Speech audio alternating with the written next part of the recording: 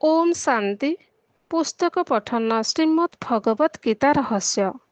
लेखक ब्रह्मा कुमार सुधांशु शेखर मिश्र। सप्तम अध्याय राजयोग। ईश्वरीय कार्य सहयोग करने मध्य एक जोग। केतेक व्यक्तिଙ୍କ द्वारा अभ्यास जोग मध्य सुचारू रूपे होई पारे नाही।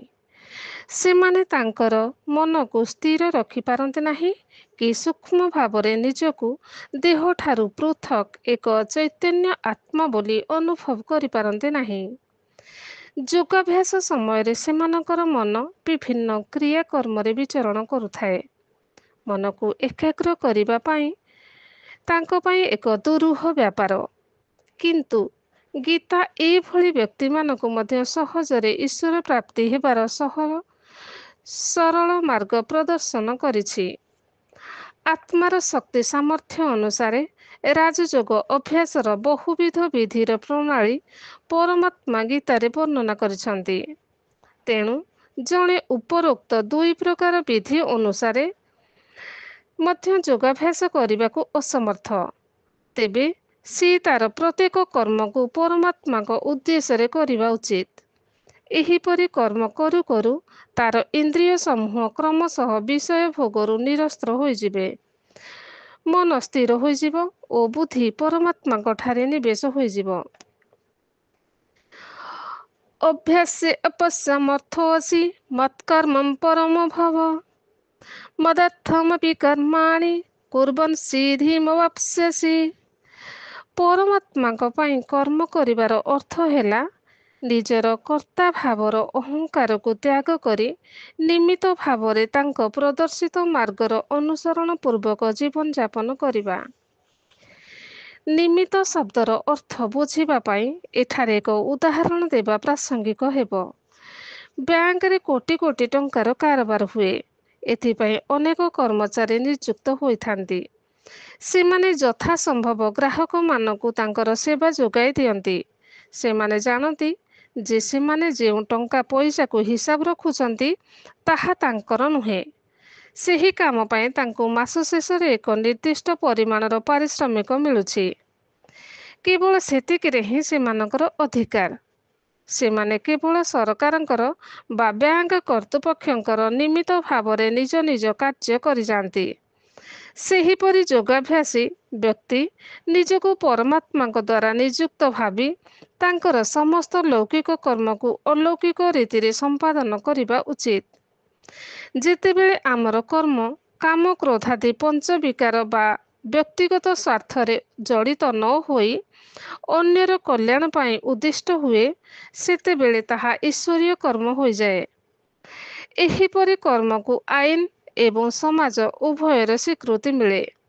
एहार विपरीत कर्म आसुरी कर्म।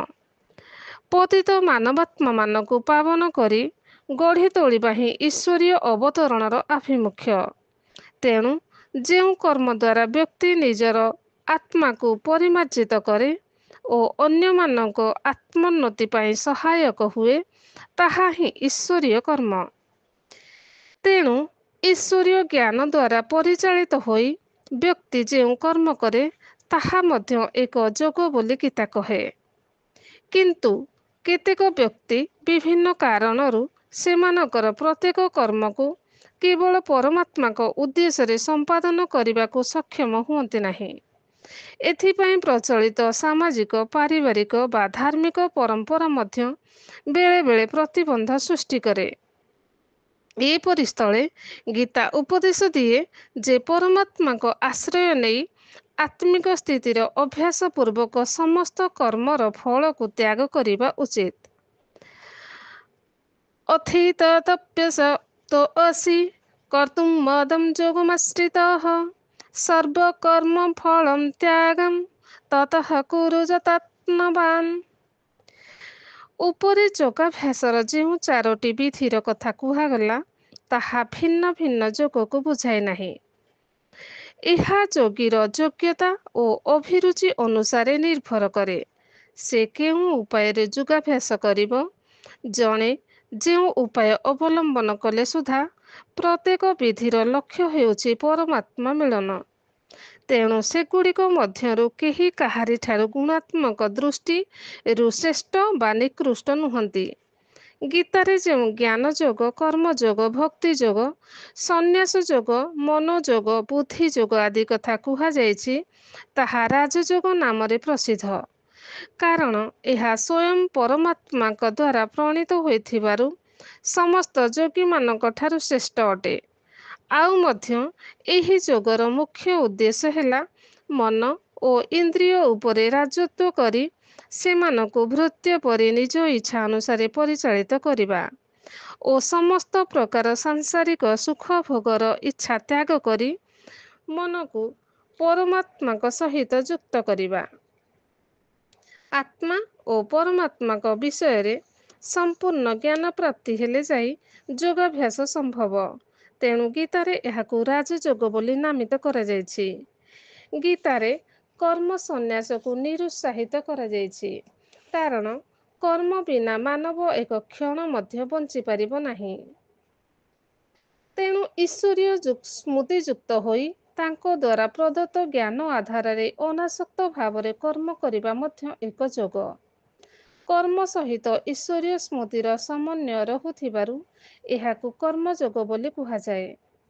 ପ୍ରକୃତରେ ଏହା ଭିନ୍ନ ଭିନ୍ନ ନୁହେଁ, କାରଣ ଉଭୟର ଲକ୍ଷ୍ୟ ଏକ। ଉଭୟରୁ ଯେଉଁ ଗୋଟିକର ମାର୍ଗ ମଧ୍ୟ ଅନୁସରଣ କରାଯାଏ, ତେବେ ଉଭୟର ଫଳସ୍ୱରୂପ ସେହି ଏକ ପରମାତ୍ମାଙ୍କ ସହିତ ହିଁ ମିଳନ ହୁଏ। ତେଣୁ ଗୀତା କହେ, ମୂର୍ଖ ଲୋକମାନେ ଜ୍ଞାନ ଓ କର୍ମଯୋଗକୁ ଭିନ୍ନ ଭିନ୍ନ ବୋଲି କୁହନ୍ତି, କିନ୍ତୁ ପଣ୍ଡିତମାନେ ନୁହେଁ। କାରଣ ଯଦି କେହି ଉଭୟ ଯୋଗରୁ ଗୋଟିଏ ଅନୁସରଣ କରେ, ସେ ଉଭୟର ଫଳ ପାଏ। ସାଂଖ୍ୟ ଯୋଗ ପୃଥକ୍ ବାଳାଃ ପ୍ରବଦନ୍ତି ନ ପଣ୍ଡିତାଃ ଏକମପ୍ୟସ୍ଥିତଂ ସମ୍ୟକ୍ ଉଭୟୈର୍ବିନ୍ଦତେ ଫଳମ୍। ଜ୍ଞାନ ଯୋଗୀମାନଙ୍କ ଦ୍ୱାରା ଯେଉଁ ସ୍ଥାନ ଲକ୍ଷ୍ୟ ପ୍ରାପ୍ତ ହୁଏ, କର୍ମଯୋଗୀ ମାନଙ୍କ ଦ୍ୱାରା ମଧ୍ୟ ତାହା ଲାଭ କରାଯାଏ। ତେଣୁ ଯେଉଁ ବ୍ୟକ୍ତି ଜ୍ଞାନ ଯୋଗ ଏବଂ କର୍ମଯୋଗକୁ ଏକ ବୋଲି ବିଚାର କରେ, ସେ ହିଁ ପ୍ରକୃତ ସ୍ୱରୂପକୁ ଦେଖିପାରେ। ଯତ୍ ସାଂଖ୍ୟ ପ୍ରାପ୍ୟତେ ସ୍ଥାନମ୍ ତଦ୍ୟଗେରିପି ରମ୍ୟତେ ଏକଂ ସାଂଖ୍ୟଂ ଚ ଯୋଗଂ ଚ ଯଃ ପଶ୍ୟତି ସ ପଶ୍ୟତି। କ୍ରମଶଃ ଓମ୍ ଶାନ୍ତି।